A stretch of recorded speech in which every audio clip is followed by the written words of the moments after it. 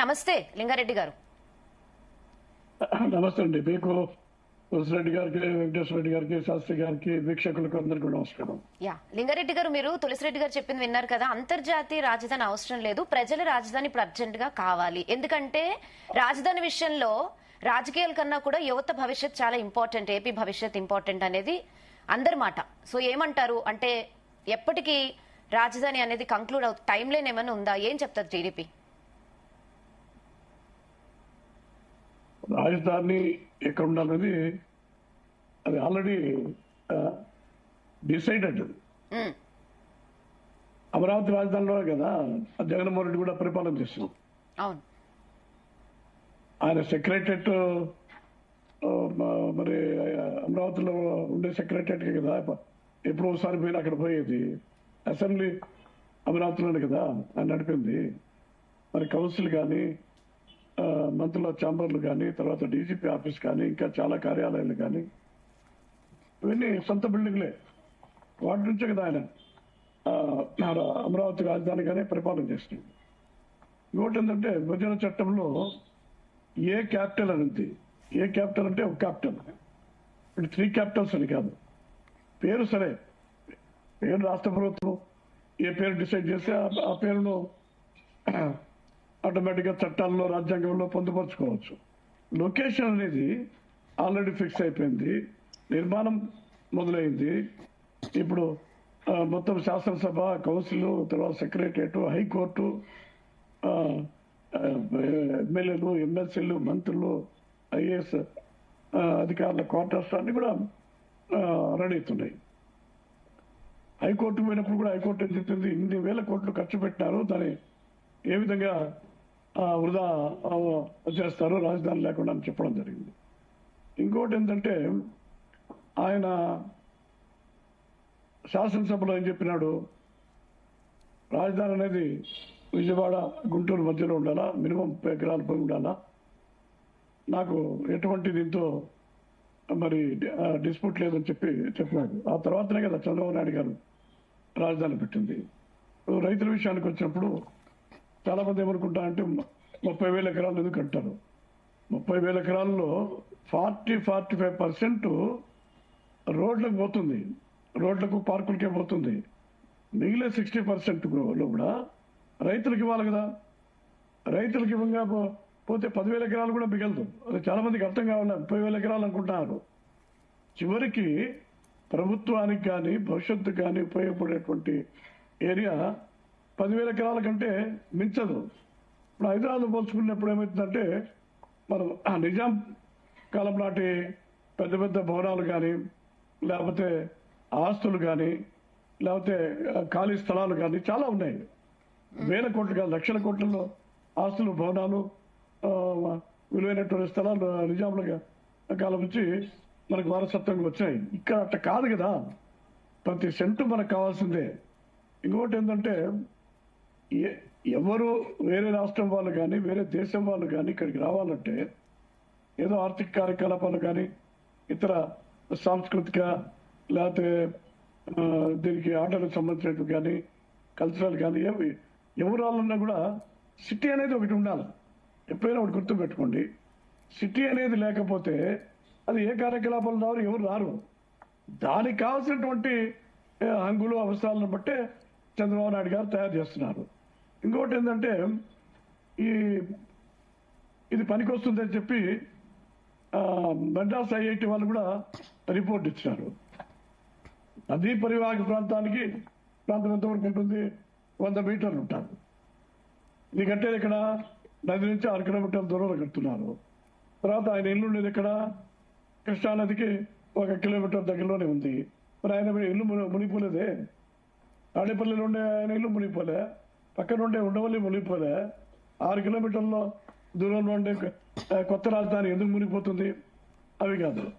ఇంకోటి ఏంటంటే, దీంట్లో ముఖ్యమైనటువంటి దురుద్దేశము, ఇది చెడగొట్టాలా, మళ్ళా నేను వస్తే రాజధాని పనులన్నీ పూర్తిగా నిలిచిపోతాయి, కాంట్రాక్టర్లు కానీ, లేకపోతే రియల్ ఎస్టేట్ వాళ్ళు కానీ మొదలుపెట్టినటువంటి నిర్మాణాలు మొత్తం ఆగిపోతాయి అనే భయంతో మొత్తం అక్కడ నిర్మాణాలు కానీ, ఆర్థిక పరమైనటువంటి మరి కార్యక్రమాలు కానీ ఈ ముఖ్యంగా నిరుద్యోగులకు పని వాళ్లకు పని దొరకడం కానీ ఇవన్నీ లేకుండా చేయాలని, అంటే ఈ ప్రభుత్వాన్ని, అభివృద్ధిని, సంక్షేమాన్ని, తర్వాత అమరావతిని, పోలవరాన్ని, మిగతా ప్రాజెక్టులన్నిటి కూడా, తర్వాత మెడికల్ కాలేజ్ స్తంభింపజేసి చంద్రబాబు నాయుడు గారి కుటుంబ చేత కాలేదని వైఫల్యాన్ని నిరూపించి తిరిగి తన అధికారం రావాలంటే ఇక్కడ అభివృద్ధి జరుగుతూ ఉండగా ఈ వేగంతో అభివృద్ధి జరిగితే ఎట్టి పరిస్థితుల్లో తన అధికారం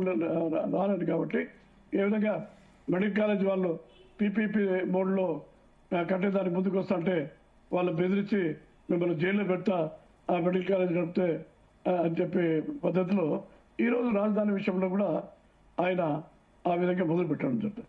ఇప్పటికీ ఆయన క్లారిటీ లేదు. ఇప్పుడు అమరావతిలో వద్దంటున్నాడు, మరి ఎక్కడ మరి 3 రాజధానులకు కట్టుబడి ఉంటా అంటే దానికి చెప్పడం లేదు, వేరే చోట రాజధాని అంటే అది చెప్పడం లేదు. రాజధాని విషయం కాదు, రైతులకు అన్యాయం జరుగుతుందని మాట్లాడారు మా జగన్ అని వైసీపీ నేతలు చెప్తున్నారు. రైతులకు అన్యాయం జరుగుతూ ఉంది. వాళ్ళకు ప్లాట్లు ఇచ్చేదానికి, ప్లాట్లను అభివృద్ధి చేయాలంటే రోడ్లో, కరెంటు, లేకపోతే ట్రైన్లో, మంత్రిలు అవన్నీ కావాలా, దానికి కొన్ని వేల కోట్ల రూపాయలు డబ్బులు కావాలా. ఇప్పుడు ఆ పని చేస్తున్నారు. ఊరికే ప్లాట్లు ఇస్తే ఏమవుతుంది, దాన్ని విలువ పెంచి కదా అయ్యాల్సింది. ఆ పని ఇప్పుడు జరుగుతూ ఉంది. రెండోది ఏంటంటే రైతుల తరఫున మాట్లాడే వాళ్ళు రైతులపైన కేసులు పెట్టలేదా, రైతులపైన లాఠీ చార్జ్ చేయలేదా? అసలు చివరికి ఎస్సీ రైతులు, ఎస్టీ రైతులు రాజధాని భూములు ఇస్తే వాళ్ళపైన ఎస్సీ కేసులు పెట్టారు. భూములు ఇచ్చినటువంటి ఎస్సీ ఎస్టీ రైతులపైనే ఎస్సీ ఎస్టీ కేసులు పెట్టారు.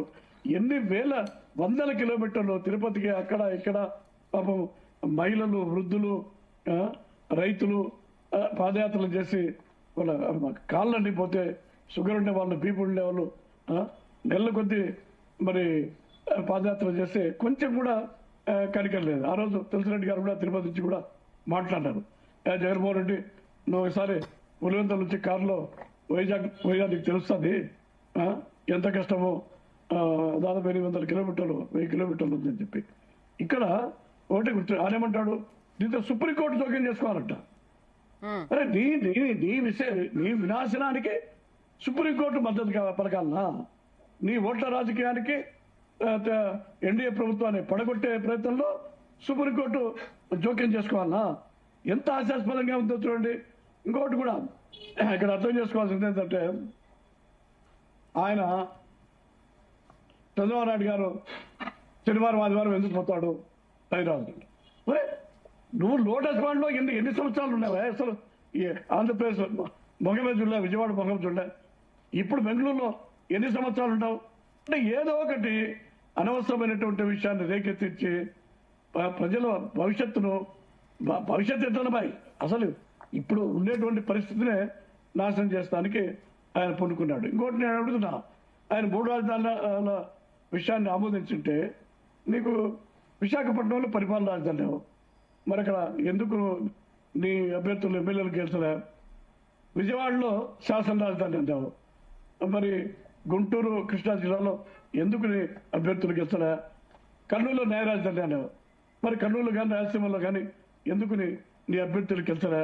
3 రాజధానులు వికేంద్రీకరణ అనే తర్వాత 11 మంది కదా గెలిచింది. ఆ ప్రయత్నము, ఆ ప్రతిపాదన అనేది ప్రజలు తీవ్రంగా తిరస్కరించినారు కదా. మరి నీకు పశ్చాత్తం రావాలా, ఆత్మవిమర్శన చేసుకోవాలా, ఇంట్రోస్పెక్షన్ రావాలా, ఎందుకు ఓడిపోయినామనేటువంటి విషయాల్లో ఇప్పుడు తులసిరెడ్డి అని చెప్పినట్టు ఈ 3 రాజధానుల విషయమే ప్రముఖంగా ఉంది అనేది ఆయన గుర్తు చేసుకోవాలి. రెండోది, ఇప్పుడు ఖర్చు పెట్టినటువంటి వేల కోట్ల రూపాయలు ఏం కావాలా? కేంద్ర ప్రభుత్వం కొంత ఇచ్చింది, రైతులు ఉచితంగా భూములు ఇచ్చినారు, సప్పో తెచ్చి అక్కడ అభివృద్ధి చేస్తున్నారు. ఇవన్నీ ఏం కావాలో చెప్పండి. అంతమంది చంద్రబాబు నాయుడు గారు అవన్నీ కట్టినారు. తర్వాత ఈ బిల్డింగులు ఐఏఎస్ మంత్రులు, తర్వాత ఎమ్మెల్యేల క్వార్టర్స్, ఎమ్మెల్సీల క్వార్టర్స్ కడతా ఉంటే 80% పైన పూర్తయినాయి. డీజీపీ ఆఫీస్ ఎప్పుడో అయిపోయింది. ఇవన్నీ ఏం కావాలా? అంటే ఒక ఆయన అంటాడు ఇది శ్మశానం బాధలు ఉంది అంటాడు, ఇంకొక ఆయన ఇంకా నేను మాట్లాడకూడదు టీవీలో, అక్కడంతా వ్యభిచారులు ఉండాలంటాడు. ఎంత ఘోరమైన విషయం! భూములు త్యాగం చేస్తే అక్కడ మహిళలను వ్యభిచారులుగా చిత్రీకరించి ఇంకొక ఆయన పెయిడ్ ఆర్టిస్టులు అంటారు. మరి 5 సంవత్సరాలు ఉద్యమం చేస్తే వాళ్ళంతా కూడా కుటుంబాలను విడిచిపెట్టి భూములు విడిచిపెట్టి వాళ్ళు పెయిడ్ ఆర్టిస్టులు అని ఒక ఆయన అంటారు. ఎన్ని కేసులు పెట్టినారు చూడండి, 100 కేసులు పెట్టినారు రాజధాని. అందుకే ఇప్పుడు ప్రజలు వైసీపీని పక్కన పెట్టింది కదా, ఇప్పుడు మీకు అవకాశం ఇచ్చింది. యాక్చువల్లీ ఫస్ట్ టైమే మీకు అవకాశం ఇచ్చింది, సరే అవ్వలేదు ఫస్ట్ టర్మ్ లో. సో ఇప్పుడు ఎప్పటిలోప పూర్తవుతుంది? యువతకి ఉపాధి అవకాశాలు ఎప్పుడు ఇంక్రీజ్ అవుతాయి? దీని మీద ఏం చెప్తుంది టీడీపీ ఇప్పుడు? ఇప్పుడు ఒకటండి, ఉపాధి రావాలంటే దేంతో చేస్తుంది? ఎకనామిక్ యాక్టివిటీ ఉండాలా, అంటే నిర్మాణాలు ఉండాలా, వసతులు ఉండాలా. ఏమైనా ప్రైవేట్ వాళ్ళు వస్తే వాళ్ళకి రాయితీల పైన భూములో లేకపోతే నీళ్ళు కరెంటు అవన్నీ ఇవ్వాలా. అవన్నీ కదా ఇప్పుడు చేస్తూ ఉంటుంది. దానివల్లనే కదా ఇప్పుడు ఆయన టైంలో పారిపోయేదని పట్టుకొచ్చుకున్న దానికే ఈ ప్రభుత్వానికి టైం జరపలే. విశాఖపట్నంలో పెట్టుబడుల సదస్సు కానీ మరి అక్కడ మిగతా యూరోప్ సౌదీ అరేబియా దేశాలకు కానీ చంద్రబాబు నాయుడు గారు లోకేష్ గారు పోయి దానికోసమే కదా ఇప్పుడు పని జరుగుతూ ఉంది కదా. ఇప్పుడు ఏమంటున్నామంటే ఇది ఏదేమైనా కూడా చూడండి, ఈ టర్మ్ లో టీడీపీ ఎంత టైం తీసుకుంటుందంటే ఏం చెప్తారు? ఇప్పుడు ముఖ్యమైనటువంటి పనులన్నీ కూడా ఈ మిగతా 3 సంవత్సరాల్లో అయిపోతాయి. ఎందుకంటే తులసిరెడ్డి గారు చెప్పినట్టు ప్రజల రాజధాని ఇప్పుడు అర్జెంట్ గా కావాలండి, అంతర్జాతీయ రాజధాని అవసరం లేదు. అది రాజధాని ఉంది కదా, ఇప్పుడు రాజధాని ఉంది, భవనాలు ఉన్నాయి, కార్యక్రమం. ఇప్పుడు మనమేమి చెట్టు కింద అసెంబ్లీ సమావేశాలు పెట్టుకొని ఉన్నాయి కదా, ఆల్రెడీ పక్కా బిల్డింగ్ లోనే. దానికి ఏమంటారు తాత్కాలిక రాజధాని అంటే, తాత్కాలిక రాజధాని అంటే బిల్డింగులు తాత్కాలికం కాదు, అవి పర్మనెంట్ బిల్డింగ్లు అవి. కాకపోతే ఏంటంటే ఇప్పుడు ఉండేటువంటి సెక్రటరియట్ అవన్నీ కూడా ప్రస్తుత వసతులకు అవసరాలకు తగినట్టు నిర్మించినారు. భవిష్యత్తులో 100 ఏళ్లకు సరిపోయేటట్టు కావాలంటే ఐకానిక్ రాజధాని కావాలా. దాంట్లో ఇవన్నీ కావాలి కదా, రాజధాని అంటే మిగతా అంగులు కావాలి కదా. కవులు, కళాకారులు, సాంస్కృతిక కార్యక్రమాలు, తర్వాత గేమ్స్, స్పోర్ట్స్, తర్వాత టూరిజము ఎన్నో ఉంటాయి. అవన్నీ కావాలంటే ఈ 3 సంవత్సరాల లోపల 90% అయిపోతాయి అన్నమాట. ఒకటి ఇప్పుడు ఆయన ఇప్పుడు కూడా చెప్పలే 3 రాజధానులకు కట్టుబడి ఉంటారు. అది చెప్పాడు, అమరావతి వద్దంటాడు. అరే ఇక్కడ 5 సంవత్సరాలు స్కూల్కి పోయే పిల్లలు కానీ, కాలేజీ పిల్లలు కానీ, లేకపోతే కాంపిటేటివ్ ఎగ్జామ్స్ రాసేటువంటి వాళ్ళు కానీ ఎక్కడ అసలు ఆంధ్రప్రదేశ్ రాజధాని ఏదంటే ఏమి రాలేకపోతున్నారు. ఇది ఘోరమైన విషయం. ఇక్కడ జాగ్రత్తగా ఆలోచించాల్సింది ఏంటంటే, ఇప్పుడు మీకు ఎవరినైనా ఇబ్బంది పెడుతున్నారా? అదే జగన్మోహన్ రెడ్డి గారు నాకు 30,000 ఎకరాలు భూమి కావాల రాజధానికి, ఒక సెంట్ ఎవరికి వాళ్ళు ఉన్నారా? ఇప్పుడు ప్రజలు మీకు అవకాశం ఇచ్చారు, చాలా మెజారిటీ ఉంది మీకు. వాళ్ళు క్వశ్చన్ చేయడానికి ఫస్ట్ జగన్ అయితే అసెంబ్లీకి కూడా రావట్లేదు. సో ఈ కౌంటర్స్ ఇవన్నీ అవసరం లేదు, జస్ట్ అభివృద్ధి జరిగితే చాలు అని వెయిట్ చేస్తున్నారు ప్రజలు, ఏపీ ప్రజలు ముఖ్యంగా. దాని మీద ఇంకా కాన్సన్ట్రేట్ చేయాలి. మేమనేది అదే కదా, నేను వస్తా కాలేజీలో కౌంటర్ ఇవ్వాల్సిన అవసరం లేదండి. ఇంకా ఇప్పుడు నేను వస్తా రాజధాని మారుస్తా, ఇది పనికిరాదు, ఇది మునిగిపోతుంది. సుప్రీంకోర్టు రాజధాని విషయంలో సుప్రీంకోర్టు జోక్యం చేసుకోవాలా? ముఖ్యమంత్రి ఎక్కడ ఉంటే అదే రాజధాని. ఇప్పుడు కేజ్రీవాల్ జైల్లో ఉంటాడు 3 నెలలు 4 నెలలు, అంటే జైలే రాజధాని ఢిల్లీలో. మరి ఆయన మంత్రివర్గ సమావేశాలు జైల్లో పెట్టుకుంటాడా? సమీక్షలు జైల్లో చేస్తాడా? శాసనసభ జైల్లో నడుపుతాడా? ఎంత విదండవాదం అయితే. ఇప్పుడు ఇందాక మీరందరూ చెప్పినట్లు అంటే ముఖ్యమంత్రి మారుతానే రాజధాని మారుతుందా? అవును, మరి అదే జరిగింది కదా ఏపీలో అదే జరిగింది. ప్రజలు నష్టపోయారు ఈ రాజకీయాల వల్ల, ప్రజలు యువత నష్టపోయింది. ఇదేమన్నా సూట్ కేసు సంఖ్యలో పెట్టుకుని ఏడకంటే ఆడికి బస్ ఎక్కువ రైలు ఎక్కువ పోయేదానికి? అదే కదా, ఫస్ట్ టైమే పర్మనెంట్ గా చేసుంటే అయిపోయేది. అసలు సెకండ్ టైం ఆయనకి ఛాన్స్ ఇవ్వకుండా చేయాల్సింది టీడీపీ. పర్మనెంట్ కదా, పర్మనెంట్. ఫస్ట్ టైం మీరు చంద్రబాబు నాయుడు హైదరాబాద్ లా చేస్తారని ఫస్ట్ టైమే ఆయనకే అవకాశం ఇచ్చారు ఏపీ ప్రజలు, జగన్ కి ఇవ్వలే. మా చంద్రబాబు నాయుడు ఏదో ఒకటి చేస్తాడు మా ఏపీని, కాదు. హైదరాబాద్ లాంటి ఒక క్యాపిటల్ నిమిషం. నిర్మిస్తాడు అని నమ్మి మీకే ఓట్లేశారు ఫస్ట్. అవును అట్టగా ఉంది ఒకటి. హైదరాబాద్ డెవలప్ కావాలంటే 100 సంవత్సరాలు పట్టింది. సరే ఇప్పుడు 12 సంవత్సరాలు ఏం చిన్న టైం కాదండి. 12 సంవత్సరాలు చిన్న టైం కాదు ఇప్పుడు. కాదండి, కాదు.